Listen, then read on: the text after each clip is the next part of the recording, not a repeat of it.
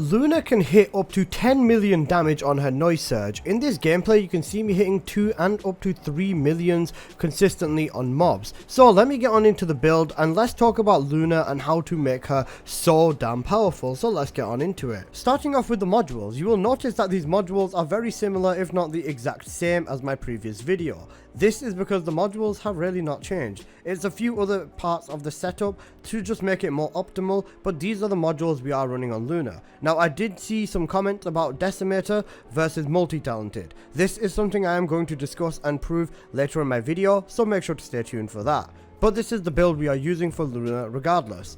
On to the other parts of the build. Next up, the external components and the reactor. So with the reactor you want to use a singular one, a maternalized singular one to be specific. Your ideal optimization condition is going to be submachine gun or something of the sort. For your two stats in the middle, non-attribute and singular as expected, and for the two stats at the bottom, if you want the absolute most damage, it is going to be crit damage and it is also going to be singular. Now if you don't get that, crit damage and non-attribute would also be good, or singular, non-attribute, crit damage and singular, or you know, any of those mixed up, basically that sort of stuff.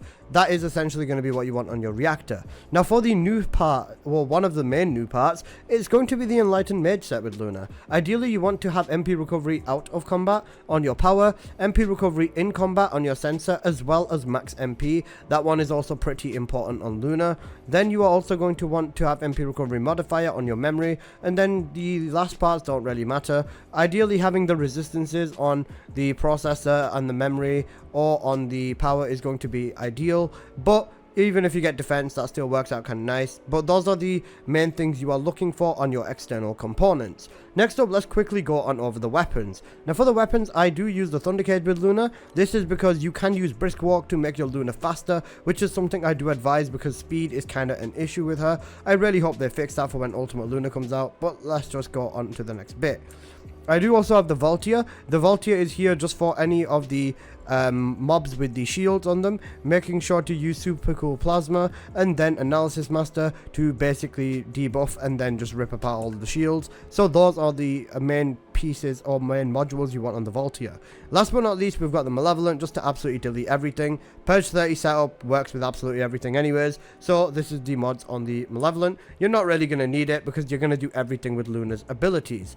Last but not least, this is the Arche tuning tree. Now there is two other things that you can essentially do, but the main thing is going to be this. With this tree here, you could also change 3 of the nodes to be this over here if you want the MP recovery modifier, so you could just replace them 3 up there to this over here. However, I don't really think it's necessary and I prefer running the MP anyways because it gives me more damage. But this is the tree I essentially go with, all the way up to max MP. Now I did see the comments saying get the extra strength, and I was thinking, hey yo, why not? So we just went with it, and this is the tree I ended up with. And honestly, you can rejig this tree quite a bit if you really wanted to and experiment with it even further, but this is a solid tree and I've not had any issues, and anything, it's made my experiences so much better. Anyways, that is the build on Luna, so let's get on into some gameplay and let's talk about what's actually going on. And like I said, there's 10 million in the title, so how do we get there? So let's talk about it.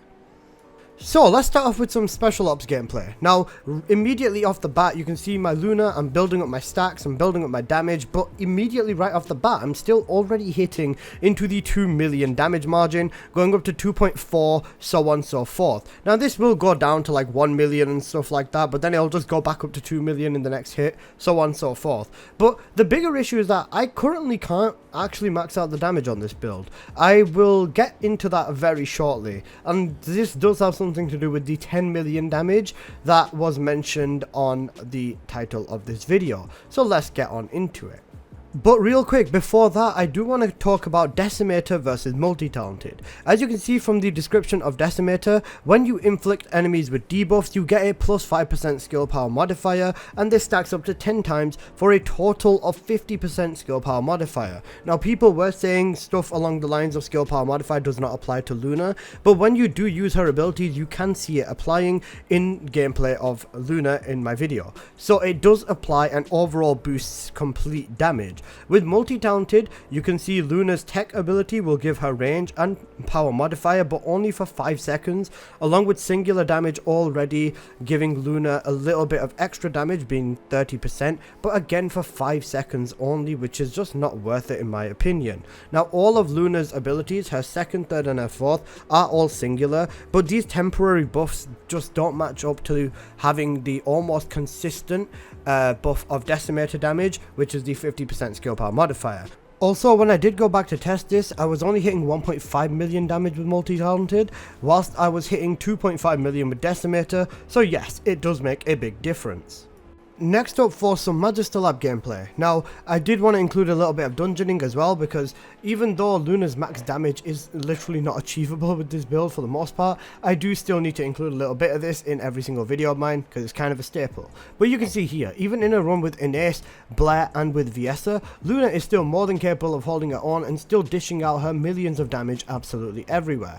It's no surprise that, of course, with a build like this, she does a F-ton of damage regardless, but seeing it just everywhere, it's just refreshing in my personal opinion. And even though every other character is definitely faster than Luna, if you do use your grapples or you just constantly keep sprinting, you can definitely keep up, if not basically scrape by to catch up with Luna, which is something that I think is okay, I guess. But let me just skip on over to the end of the run. Actually, you know what, it's Magister Lab gameplay. It's so fast that I can literally just play the entire thing and make my life a little bit easier in the editing.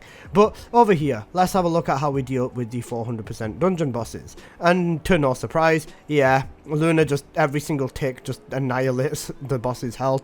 Even if you do get hit, just get back up. Make sure to keep your stacks active, and the Blair and the xAlisa in this lobby were also here with me, hitting over 2 million on their weak points, but we just violate that dude's health. It's insane. And yeah, simple. This is how you would deal with bosses with Luna. And let's have a quick look at our final damage in here as well.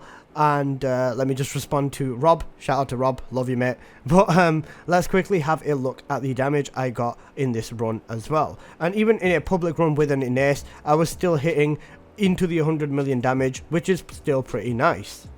And now it's time for the moment you've been waiting for. We are going to hit the 10 million damage on a mob. We spawned in level 260 Order of Truth, and I'm in the lab with Luna. Why am I in the lab, you ask? Because no mob would ever survive long enough for me to hit this ridiculous damage on them. So I'm going to start off by maxing out all of my buffs with Luna, and bear in mind this was all achieved without Decimator even being active. You can't force a 10 times stack proc buff to force on one enemy, so I didn't even have Decimator to push my damage even further in this instance. However, once you do max out this Luna, you're going to see something similar to this damage, and if you've got a better reactor than me, you will see even more damage, which is actually insane. So right off the bat, we see 1.5s, and then we see a 4 million, and then we see a 7 million, along with the 2 million damage that we're constantly hitting as well.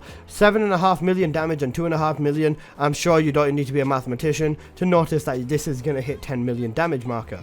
This is never ever going to happen in a game, because mobs will literally just not survive long enough for you to ever have to do this level of damage to them to kill them. They're just going to die in the 2 million, or it'll be a 2 million, and then maybe a 6 million if they ever survive that. But realistically, I've never seen a mob survive more than 2 hits with this build. Even elites in Purge challenge mode can only survive 4 or 5 hits, which is still kind of insane. TLDR of this, you can hit 10 million damage of this in an absolute instant. However, the game will never give you the mobs or anything that is capable of surviving it, but the damage is there, and it's always nice to know the true potential of the build you are running. But anyways guys, that has basically been this video, and I hope you have enjoyed. If you did, please do smash that like button, and if you're new here, please do consider subscribing. I make plenty of videos on the first Descendant, and yeah, that's been this video. I'll see you guys in the next one. Peace!